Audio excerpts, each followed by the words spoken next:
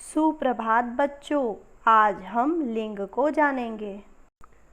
आप देख रहे हैं चित्र में एक बालिका पढ़ रही है। दूसरे चित्र में बालक पत्र लिख रहा है। उपर्युक्त चित्रों में बालिका शब्द हमें स्त्री जाति का बोध करा रही है, जबकि बालक शब्द हमें पुरुष जाति का बोध करा रहा है। ये बोध कराने वाले शब्द ही लिंग कहलाते हैं। इस प्रकार से लिंग की परिभाषा होगी, शब्द के जिस रूप से पुरुष अथवा स्त्री जाति का बोध हो उसे लिंग कहते हैं। हिंदी भाषा में लिंग के दो भेद होते हैं, पहला पुल्लिंग और दूसरा स्त्रीलिंग। अब हमारे सामने यह समस्या है कि आखिर हम लिंग को पहचानें कैसे, अर्थात लिंग का निर्णय कैसे करें कि यह स्त्रीलिंग है या पुल्लिंग है। बच्चों, किसी संज्ञा में लिंग की पहचान करना सरल नहीं होती है। प्राणीवाचक शब्दों में लिंग की पहचान बहुत सरल है, जैसे नर अथवा पुरुषवाचक सभी शब्द पुल्लिंग होंगे और मादा अथवा स्त्रीवाचक सभी शब्द स्त्रीलिंग होंगे। किंतु अप्राणीवाचक शब्दों में लिंग की पहचान करना बहुत ही कठिन है। सामान्य व्यवहार के आधार पर लिंग निर्णय किया जाता है। अब हमारे सामने यह समस्या है कि हम इसे किस प्रकार पहचानें। बच्चों, इस समस्या का समाधान इस प्रकार होगा, जिस शब्द का लिंग आपको ज्ञात करना है उस शब्द को कर्ता के रूप में प्रयोग करके कोई भी क्रिया उसके अनुकूल किसी भी काल में लगा दो। जैसे मैं पुस्तक पढ़ता हूँ, यदि इस वाक्य में पुस्तक का लिंग पता करना है तो पुस्तक का प्रयोग कर्ता के रूप में करें, जैसे पुस्तक फट गई। बच्चों, आपको यह पता तो होगा कि प्राणीवाचक और अप्राणीवाचक आखिर होता क्या है। मैं एक बार इसे भी बता दूं। प्राणीवाचक होता है जीवित वस्तुएं या जीवित व्यक्ति, वो प्राणीवाचक होंगे। और अप्राणीवाचक संज्ञाएं क्या होगी? अप्राणीवाचक संज्ञाएं होती हैं जो बोल नहीं सकती, जिसमें जीवन संभव नहीं है। जैसे अभी हमने एक उदाहरण दिया, पुस्तक फट गई, तो मैंने आपको बोला कि पुस्तक का प्रयोग आपको कर्ता के रूप में करना है। तो कर्ता अर्थात जो कार्य कर रहा है, तो हमने इसको बोला पुस्तक फट गई। या हम एक और उदाहरण देखते हैं, पुस्तक रख ली। तो इन वाक्यों के अंत में गई, ली, ये सारी क्रियाएं आई जो स्त्रीलिंग है, अतः पुस्तक स्त्रीलिंग होगी।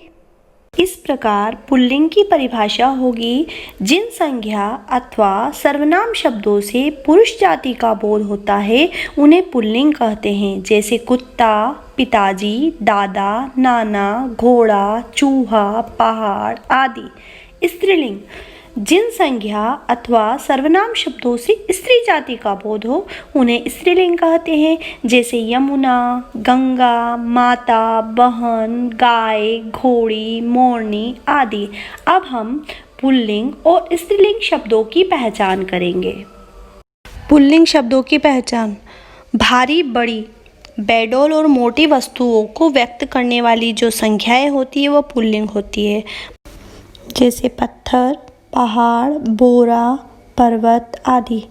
अकारांत तत्सम और अकारांत तद्भव ये भी पुल्लिंग होते हैं। जैसे तन, मन, घड़ा, बुढ़ापा आदि।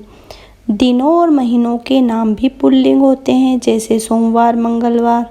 द्रवों और धातुओं के नाम भी पुल्लिंग होते हैं। जैसे पानी, सोना आदि। पर्वतों और सागरों के नाम पुल्लिंग होते हैं। जैसे हिमालय, प्रशांत महासागर। देशों और प्रदेशों, ग्रहों आदि के नाम भी पुल्लिंग होते हैं। जैसे भारत, मध्य प्रदेश, पृथ्वी आदि। पेड़ों, फलों और जिन शब्दों के अंत में आओ, पन, त्व, क, य, आवा, ओड़ा, ओटा आदि लगता है, वे सब भी पुल्लिंग होते हैं। स्त्रीलिंग शब्दों की पहचान: ईकारांत और ईकारांत संख्या शब्द स्त्रीलिंग होते हैं।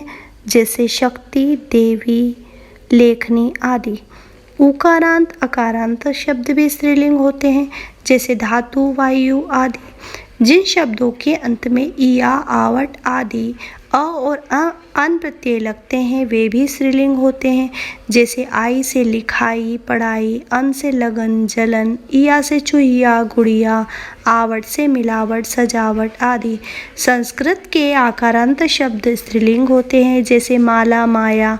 भाषाओं लिपि और बोलियों के नाम भी स्त्रीलिंग होते हैं। जैसे देवनागरी, हिंदी और अवधी।